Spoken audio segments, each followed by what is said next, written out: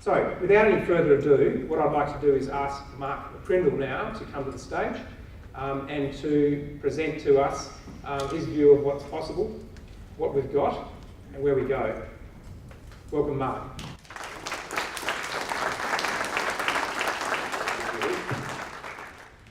And good afternoon. It's great to be here with you. Thanks for coming along on this Tuesday afternoon and interacting with this panel. And I've been asked, as Luke said, just to give a bit of a snapshot of the demographics. I guess to lay a bit of the terrain out so that we understand something of the demographics here in the Northern Territory in the national context. Where are we? Where are we going? And what are some of those trend lines? Well, we are going to be doing a little bit of futurism this evening. We're all going to be thinking about what's next and where the Territory is going. So let's have a think for a moment about that year.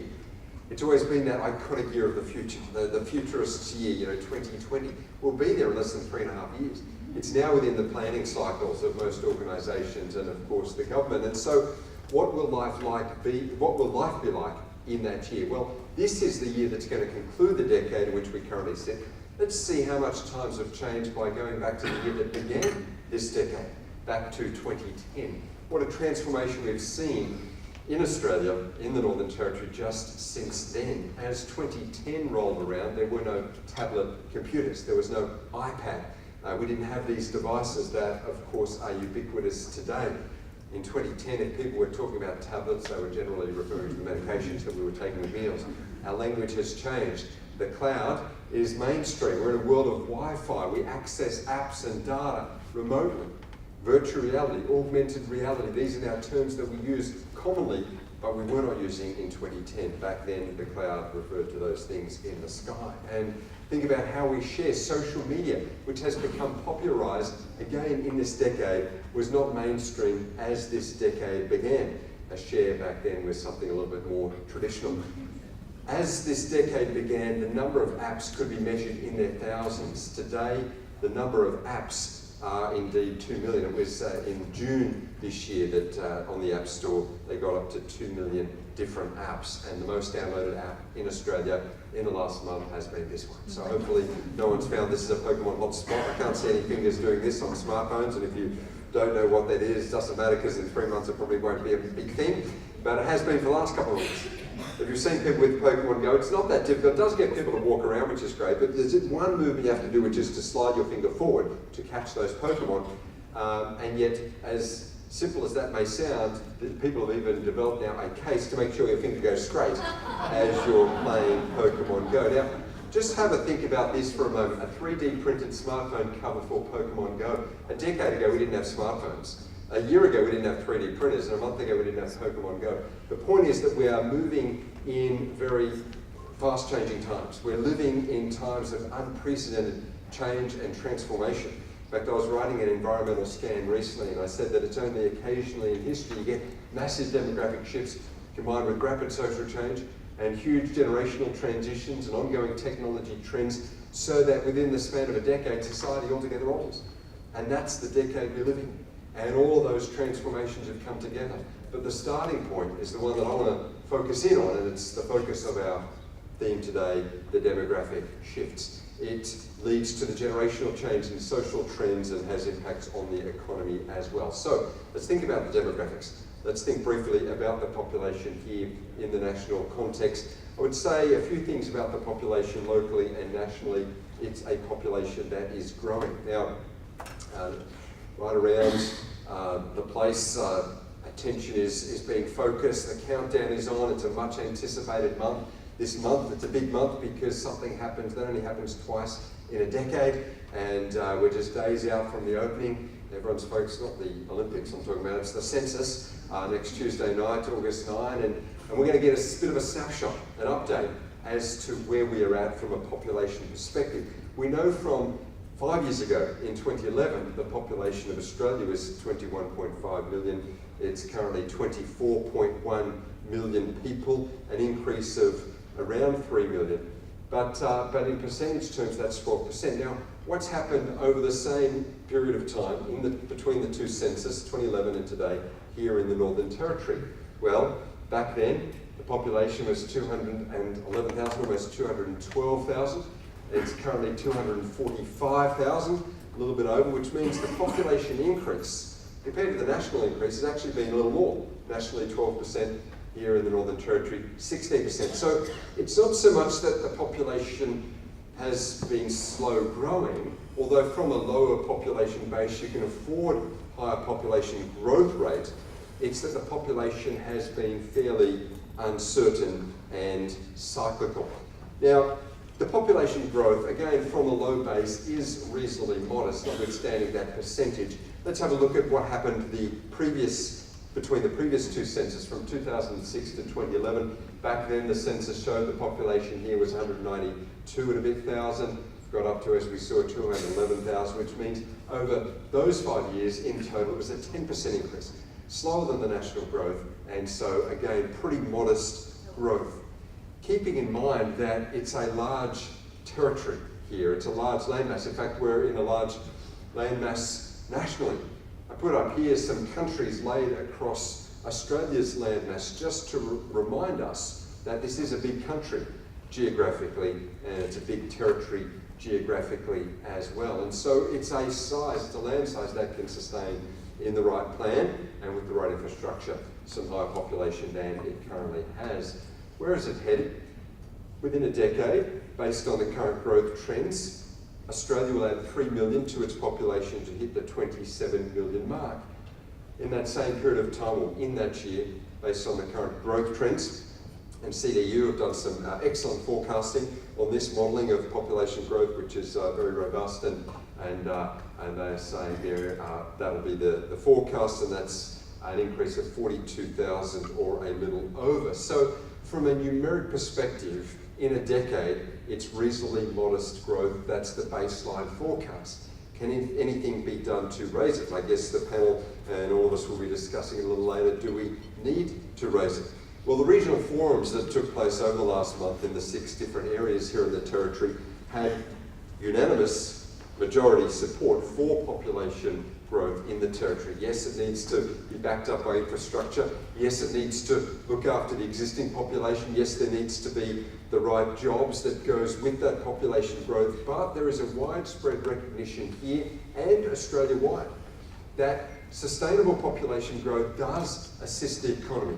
It does assist growth in other areas, and it can be a positive thing when it is well planned. So one of the challenges is how can that population base be increased sustainably, but perhaps a bit more proactively than it currently is being here in the Territory. And the second aspect can be summed up with this one particular slide, and that is this slide here, which looks at the population growth rate in a percentage term on the left-hand side of the Northern Territory, as you can see in orange, against the population growth rate nationally.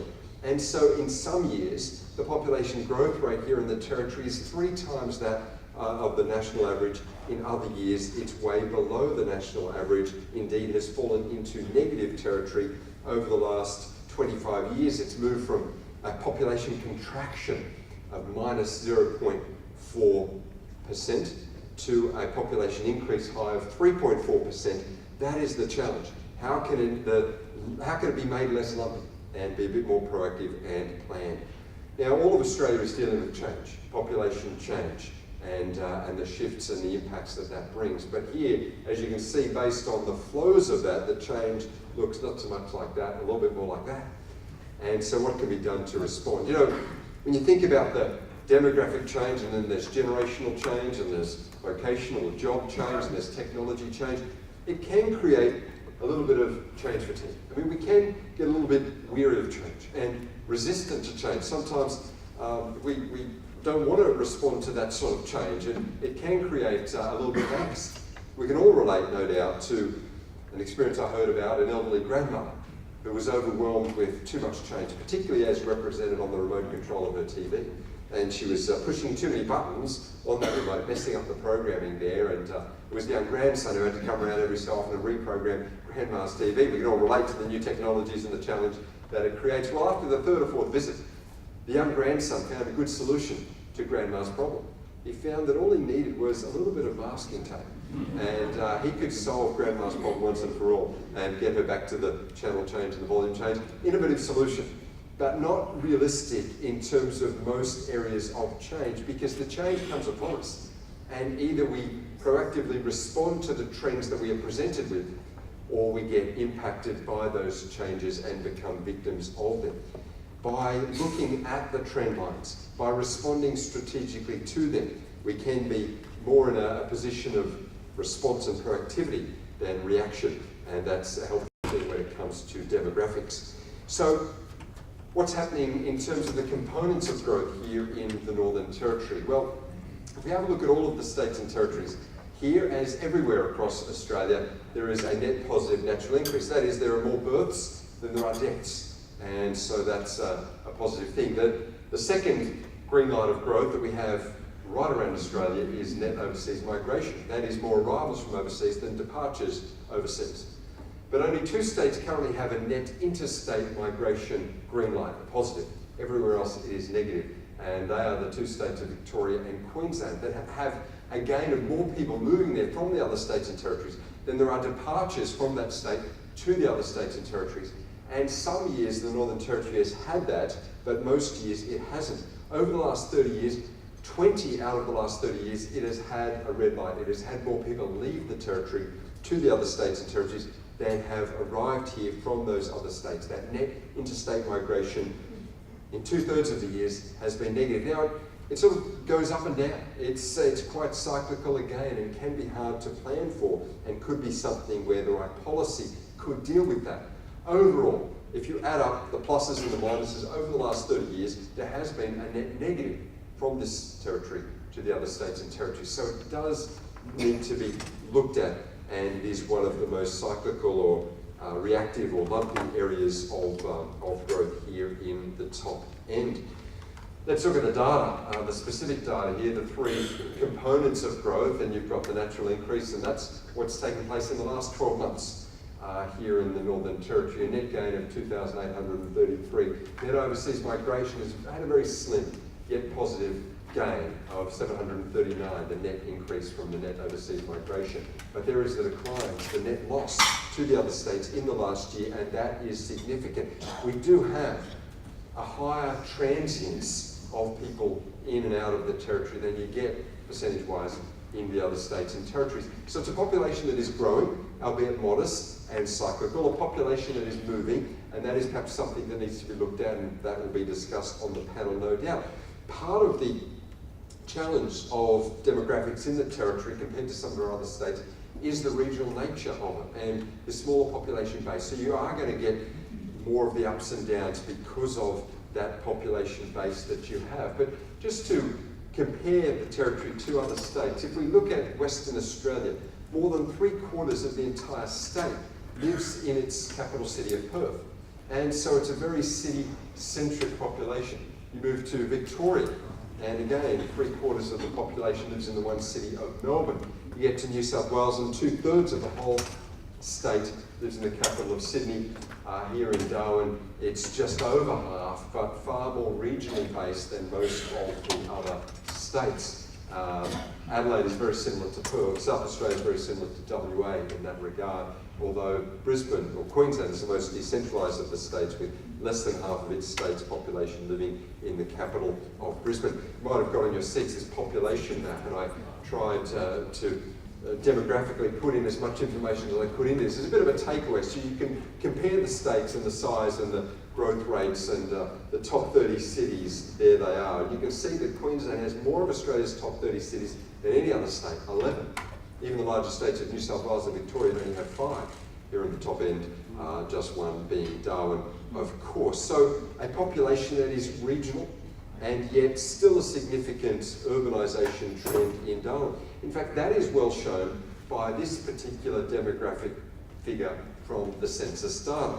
We know that nationally, 3 in 4 Australians live in a detached home, with 1 in 4 living in high or medium density. That is, the units and apartments or the townhouses and terraces. 1 in 4. But here in the Northern Territory, the medium and high density occupation moves from 1 in 4 to 1 in 3. There's a higher proportion of people across the territory because of Darwin's population living in the vertical communities compared to the horizontal ones that you find in regional areas, and obviously on average across Australia. So you've got the regional base as well as the densification taking place in Darwin. You've got the need to engage with the diverse population spread, not just in the capital, and yet a significant proportion and densification taking place in the capital. Now we know from some of the great research that was done in preparation for this and just background, the Deloitte Access Economics study, where they looked at that net interstate migration, those coming here and why do they come, and they found some great information that the average Australian who moves to the Northern Territory stays here for 5 years average tenure. When they leave, 2 in 3 say they're unlikely to move back, not because they didn't have a great experience. 86% say that their life here, their time in the Northern Territory was satisfying. In fact, the highest proportion of all of the answers, 57%, said very satisfied with their time here. And the highest response, almost half of them, said that they stayed here longer than they had planned, with the majority of the rest staying here as planned. So a very positive experience, very satisfied, they stay here longer, all of that is positive. But the reason that they came here in the first place was very much jobs related, and therefore when the job went, they were less likely to stick around. So it's a population that is changing, it's transitioning, and the need to engage with that is a reality. Let's look at some other data in that regard. The national age, or the median age of an Australian is 37. Now here in the Northern Territory, it's far younger than that. In Darwin, 33, in the Northern Territory, even younger again, 31. It's a young population and a working population, and that gives great opportunities to engage with what's next, the future as well. I put a bit of a snapshot up here of the different generations that define Australia and indeed the Territory. On the back of those population maps, you'll find there's 6 generations of Australia outlined with some data about them. But as we think about the future and engagement and connection and the net interstate migration, how can you attract and retain the next generation of Australians into the Territory? How can you maintain or lift that tenure from 5 years? How can they respond to what was on the list, third on the list? They were coming for the jobs, and you know, that's just a factor of economics, and that's harder to respond to. Secondly, they were coming for family, and so there's an external reason. If family moves, they may move. But the third reason was the lifestyle. And so how can that be better marketed, and particularly with the next generation? The builders' generation, they are less likely to make the move. They've built the society, they've built the family, they've built the economy that we know, but they've largely eased out of the workforce and those working years. You've got the baby boomers dominate the demographics in Australia and dominate the economics as well. You've got Generation X with the families and moving into leadership roles, but you've got these emerging generations, great opportunities to connect with them. The most mobile of the age groups, again, as found in the research in preparation for this, were the 20-somethings, and they are a great market to connect with. The working age, starting their careers, moving into leadership. You've got Generation Z, finishing up their studies and starting to think about where they will work as well. And the children of Generation Y.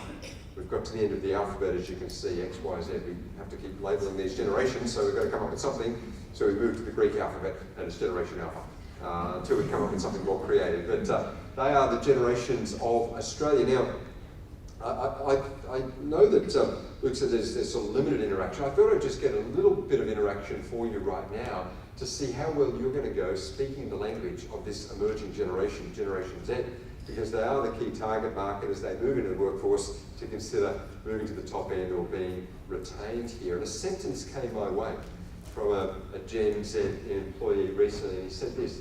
He said, "For shiz, my work gig is totes cron. The hours are devs cray but yolo." So you can see it's a different dialect of the English language, and sometimes there can be some generation gaps. We call this language slanguage because there's a lot of slang in it, but I'm sure we can decipher it. For shiz, well, what does that word for shiz mean? For sure, very good. And then he's talking about his work gig. Now, what might that be? Job, excellent. And everything gets shortened, so totes is short for totally, everything's no probs and whatevs and totes and cron. Now, if things sound bad, that's short for chronic. If it sounds bad, it's normally good, right? So if it's fully sick, that's excellent. If it's cron, that sounds bad, so it's great. And defs is short for definitely, and cray, crazy. And YOLO You only live once. You can speak Gen Z with the best of them. This is impressive to see. I'm sure you'll connect well with them. I did translate it into the English language for you here. You can see that it sometimes takes a little while to get to the point, because what this fellow is trying to say, quite simply, is, I like my job. And hopefully we can get them to like their job. It's a generation that is more likely to complete higher education than any previous generation. For us, Gen X is about 1 in 4 has a uni degree. For Gen Y, it's 1 in 3. For Generation Z, half of them will end up with a university degree in their lifetime. So ensuring there is the right educational, higher education options, the right skills base is going to be important for them to be retained, particularly if they're moving through those education years. They're moving through the workforce, so that economy is key, and a broad base of employment. The opportunity for this generation to be entrepreneurs, to start businesses, not just work in businesses, and a broad base of employment for this multi-career generation. Now, while the workforce is comprised of less than 10%, less than 1 in 10 Gen Zs at the moment, within a decade, generations Y and Z together will be 2/3 of this territory's workforce, and so starting to engage with them is key. The average Gen Y currently stays 3 years per job. Now, if that plays out in their lifetime, and based on them working through their 60s, which will become the norm for them, we know that they will have 17 separate jobs in their lifetime. It's not just job for life, it's not even career for life. They'll upskill and retrain every 3 or so jobs. They'll have 5 careers. One of the key reasons that they left the territory, again from the Deloitte research, was because of the job. Now, they liked the lifestyle. They were very satisfied with living here. They stayed longer than planned, but when the job went, they went. And so it's possible for that employment to be maintained. That is a key thing. How can we get the retention? How can we get the broad base of employment? How can we get the opportunities for those where their employment situation changes? How can we get the education right? How can we sell the lifestyle? These will be key to selling it ongoing. So I've said it's a generation that's moving, and yet you don't want that mobility out of the territory. They're moving through education, they're moving through the workforce, they're moving through more jobs. There's one area where they're not moving from, and that is that the 20-somethings are not moving from their parents' home. They're staying there as long as they possibly can, such are the house prices here in Darwin. In fact, I put this up. They've been labelled the kippers, these 20-somethings who stay at home longer. They've been called the kippers, K-I-P-P-E-R-S. That stands for Kids in Parents' Pockets Eroding Retirement Savings. So I thought I'd better point out what is actually going on there, just in case you have a few in your household. The data, the fundamentals, the economic fundamentals here in the Northern Territory are very strong for this generation from an economic perspective. Full-time employment. So this is, of those who are employed, what proportion of the workforce are working full-time? In Australia, it's almost 6 in 10. In the Northern Territory, it's almost 7 in 10. And you can see here in Darwin, it's right on that. So it's a solid base of jobs that are offered, not the casualisation that we're seeing in other parts of Australia. Solid fundamentals as far as the low unemployment rate is concerned. This is the current unemployment rate across all states and territories, a national average of 5.8, which in this particular era is pretty good going. And you can see what it is here in the Northern Territory, 4.1%, way below the national average and almost every other state. The other factor of growth, apart from the natural increase, which is sort of just happens, and that's not lumpy, that tends to be fairly stable, is the net overseas migration. And I think there are some great opportunities there as well. Obviously, the location here of Darwin and the top end to Asia in this Asian century, as it's been called, is phenomenal. If we look at the national data, we know that while we've got record births in Australia at the moment, 300,000 per annum, and we're living longer, natural increase, births minus deaths is greater than ever. That's less than half our growth. Most is coming through net overseas migration. And a great opportunity here in the Northern Territory for that as well. Think about the top 5 countries of birth of overseas born Australians. Now, 3 decades ago, we had New Zealand in the top 5, which we still have, and the other 4 were all European countries. In the mid-80s, we still had that historical migration flow. Have a look today. The top 5 countries are rounded out by China, India, and Vietnam.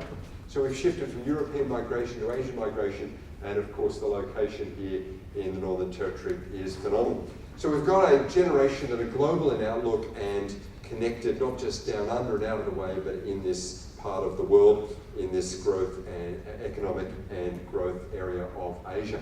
I thought I'd put up here for this global generation a few scary symbols for them. You know, it's a generation that communicates through devices and through symbols, and it's global, of course, the symbols that they respond to. And when this generation sees this symbol here, it does create, someone there, it does create a little bit of fear, because if you can't get Wi-Fi connection, that's a bit of a drama. This one creates a bit of fear as well, because if you have to wait a second or two for something, that's a drama. We found in our research that the scariest symbol of all for this global generation is that one. If you can't get battery, then life, as we know it, comes to an end. Thinking about this generation, great opportunities economically as well from a median house price perspective. That's one of the opportunities that exists here. Now, locally we think, Darwin rent is expensive and the house prices have been going up, and that's true. But in the national perspective, it's some pretty good affordability. The other thing that we did, we looked at, based on the median house price in every state and territory's capital, and based on a 25-year loan, average repayments, and we took those repayments from the average earnings in each capital, and how does it play out in that regard? The Northern Territory has the best after housing dollars for the pay packet of anywhere else in Australia. So great affordability and good earnings providing good economics. Let me summarise by leaving you 5 words that I think provide some opportunity for the new generations of 2020 as we think about how to attract and retain and engage population here in the top end. It's a generation and an era where people are global in mindset and outlook, not just thinking locally, happy to travel across states and territories and indeed internationally. And great opportunity for that Northern Territory brand to have some global impacts. It's an era where people are digital and they respond to the digital marketing and information that comes their way. The devices are very powerful. People are mobile and are happy to study and work and travel more than ever before if they have a good reason for it. People are visual in terms of how they process information. And think of the visuals that you've got here in Darwin and the top end generally, and the icons and the lifestyle that can be sold in a visual way. It's an era and indeed a generation where it's not just articles about things, but images of things and video that is powerful. The #1 search engine for Generation Z is no longer Google. If you look at time spent within a search platform, it's YouTube. It's not Google, because they don't want to read an article on it, they want to watch a video on it. And so the power of marketing that way is profound. And of course social, it's what others say, not just what the experts tell them. That's what influences this generation today. In fact, so social and influenced and digital and connected are they, that safety experts have even come up with new signs that they put in exit ways for this new generation. Like this one that I saw, in case of fire, exit building before tweeting about it. No selfies in front of the flames, so we're going to keep things safe. The speed of change is like a centripetal force. Imagine a young child on a merry-go-round and it swings you and you've got to hang on. You've got to hang on just to stay on. And change is like that centripetal force. But if you don't respond to the change, you end up on the margins. And so you have to adjust and adapt and change as the force of change hits to remain relevant. I thought I'd leave the final words to a great Gen X philosopher of the 1980s. 30 years ago, he had some profound words. I thought I'd leave them with you for your consideration. He was none other than Ferris Bueller. And he said, quite simply, for all of us as we think about the future, he said, life moves pretty fast. If you don't stop and look around once in a while, you could miss it. Hope that's useful and all the best, and look forward to talking about it.